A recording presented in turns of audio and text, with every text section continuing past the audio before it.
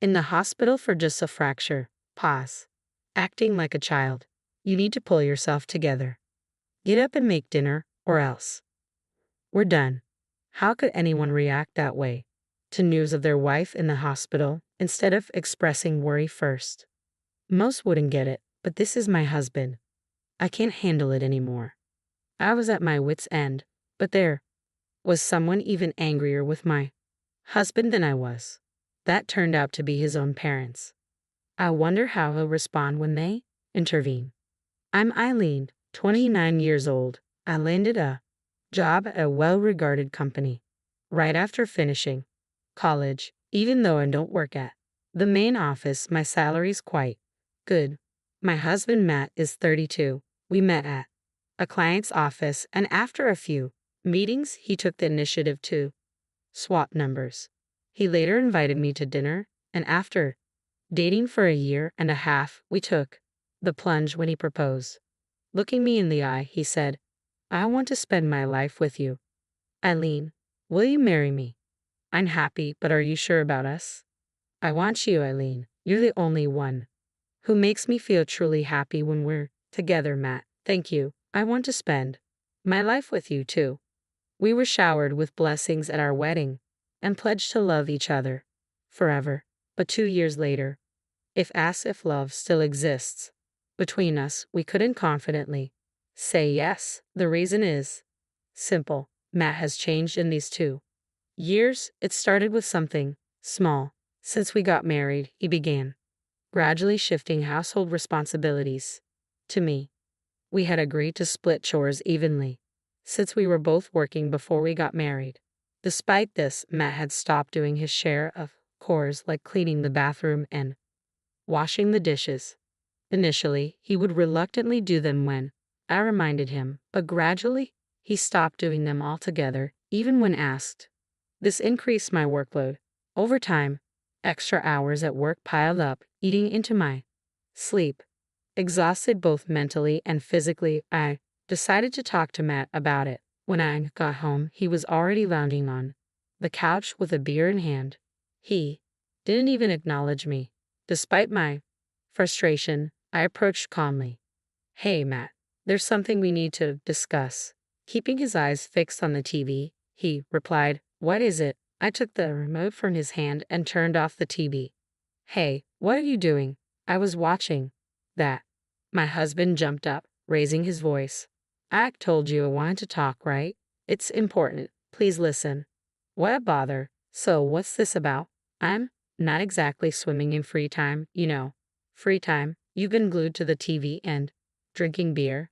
Holding back the urge to yell, I kept my cool and pressed on. Matt, you haven't been pitching in around the house lately, have you? Why not? We agreed to share chores since we both work, didn't we? Isn't it obvious? Doing housework isn't my job. What do you mean? Cleaning the bathroom and doing dishes were your responsibilities, weren't they? Why should I, as the husband, have to do that? Those tasks are for women. Wait, are you serious? You were the one who suggested we split the chores. That was just for show to look like a good husband, isn't it clear? At our wedding, you've even told everyone. I'm so lucky my husband helps around the house. That was the whole point. Haha. So, you're saying you only helped out to improve your image during the wedding?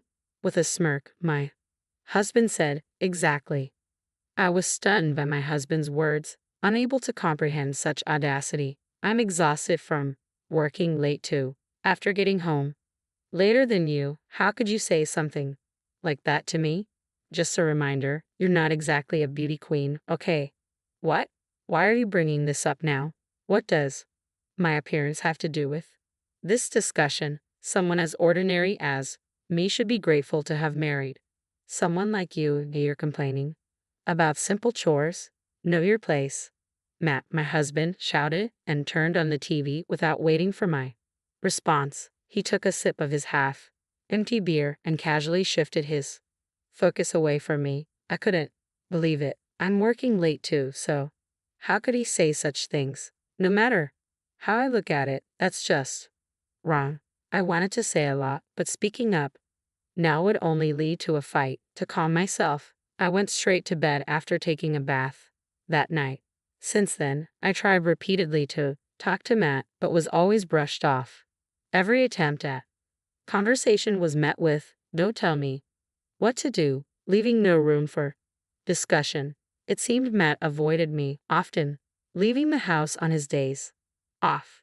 Naturally, he neglected housework, even on my days off, leaving me to handle it all at once.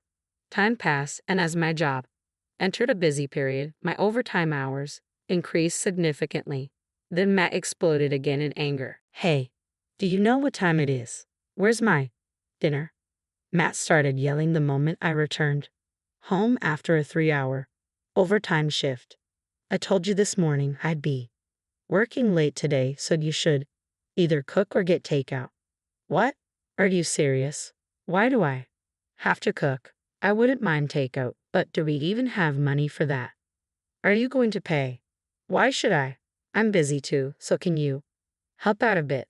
The mention of busy seemed to trigger him. He kicked the table leg and snapped at me with a furious look. "I don't care if you're busy. You're always doing overtime because you can't manage your time. It's not that. My workload at work is really heavy right now. Don't act like you're all that just because you can handle a bit of work. You should just do what I tell you, you foolish woman." From that day on, I kept my distance from Matt to avoid his scolding. I prepared dinner ahead of time on days I knew I'd be working late. I also took on all the housework on my days off. Looking back, maybe I should have left him right then and there. But even then, I couldn't bring myself to truly hate him. Living like this, my burden gradually became too much to bear. After 2 months, both my body and mind were exhausted, and I lost my motivation for work. One day, on my way to work, I slipped on the subway stairs and fell. Though I remained conscious, I lay immobile, ripped by pain, and had to be transported by ambulance. Even upon reaching the hospital, the agony persisted, restricting my movement. After completing all the tests, the doctor entered my room and said, "You've fractured your leg and have bruises on your arm and back. You must be in a lot of pain." "Yes, I can't move as freely as I'd like." "You may be in this state for a few days. You look pale. Have you been feeling tired?" Anyway, I'll need to stay in the hospital for a while. Should I inform my family?" "Yes, please do." As I checked my phone, a message from a colleague awaited me. They had witnessed the ambulance taking me away from the subway station. They had already informed my workplace and contacted Matt, my husband. Exhausted from the day's events, relief washed over me, and I drifted into a deep sleep. Hours later, my phone buzzed, waking me up. Matt's name lit up the screen. Perhaps he was calling out of concern. With a mix of curiosity and apprehension, I answered, "Hello." "Hey, where have you been? Come home right now." Confused by Matt's raised voice, I couldn't hide my confusion. "Wait, didn't you hear? What's going on?" "I had an accident at the station. I'm in the hospital now. I fractured my leg and they're admitting me." After a brief silence, he exploded. "Are you kidding me? Hospitalized? You're not using this as an excuse to avoid doing chores, are you?" "What? No. Why would I lie about something like this? Didn't the office contact you?" "No calls came through. Even if you're trying to trick me, it won't work. And even if it's true, it's not my problem. Just come back and make dinner, all right?"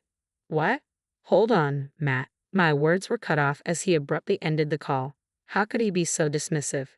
Isn't it normal to be concerned when your spouse is hospitalized?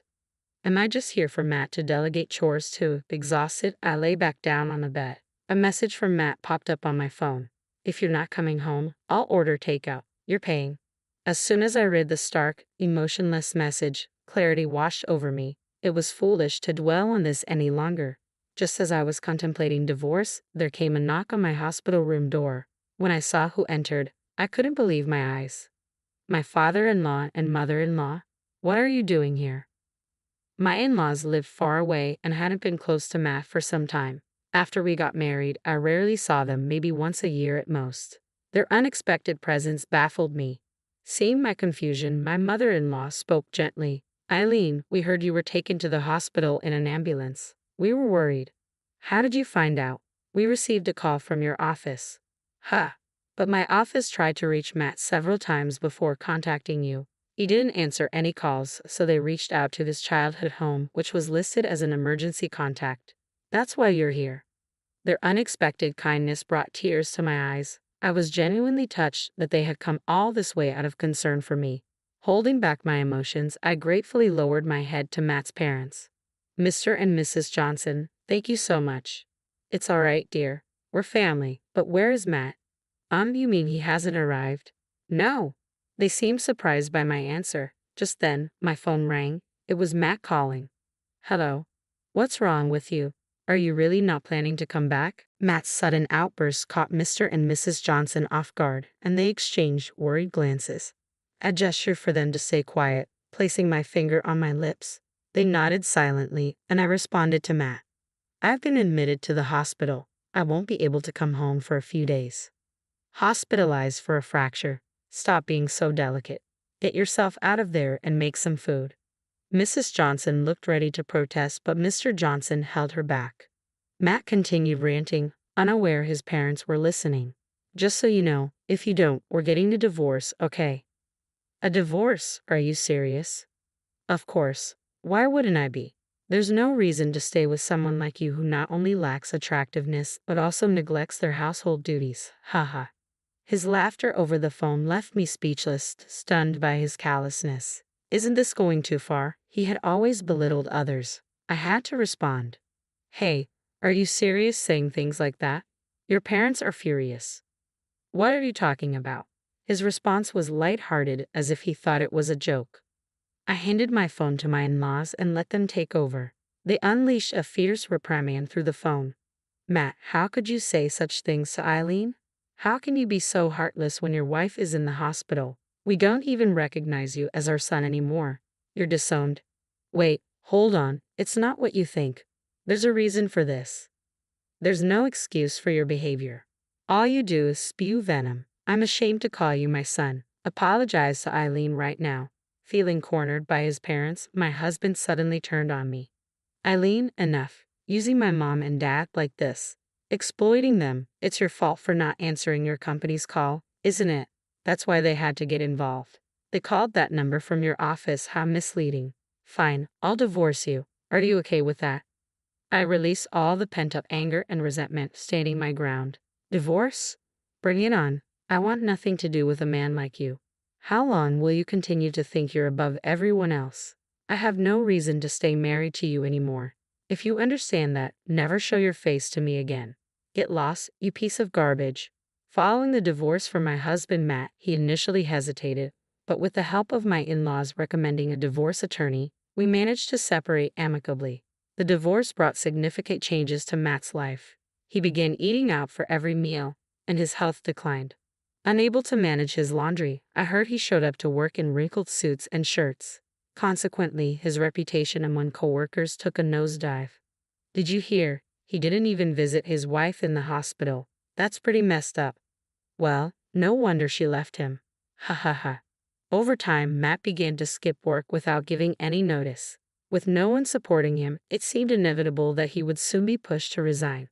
On the contrary, I was discharged from the hospital and returned to my usual work routine. Despite now being divorced, my job kept me occupied, lessening the impact more than I had anticipated. Moving forward, if I have the chance to meet someone new, I'll carefully evaluate them to ensure I find genuine